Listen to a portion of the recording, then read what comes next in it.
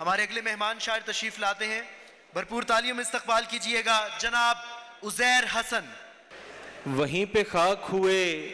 और घर नहीं आए, वहीं पे खाक हुए और घर नहीं आए,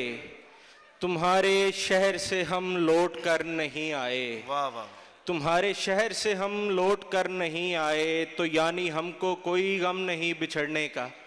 तो यानी हमको कोई गम नहीं बिछड़ने का,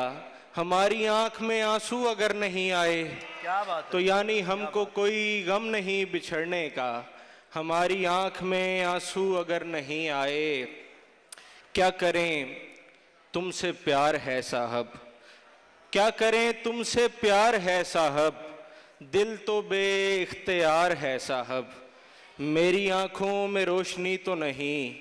मेरी आंखों में रोशनी तो नहीं, आपका इंतज़ार है साहब, मेरी आंखों में रोशनी तो नहीं, आपका इंतज़ार है साहब। और एक गज़ल के शायद इस तरह मेरी खुद से शनासाई हो, शायद इस तरह मेरी खुद से शनासाई हो, चाहता हूँ कि मयस्सर मुझे तन्हाई हो, चाहता हूँ कि मयस्सर मुझे तन्हाई हो, मैंने चाहा तो कोई जुर्म किया है मेरे दोस्त, मैंने चाहा तो कोई जुर्म किया है मेरे दोस्त, किसकी ख्वाहिश नहीं होती कि पजीराई हो, किसकी ख्वाहिश नहीं होती कि पजीराई हो, एक ही शख्स हो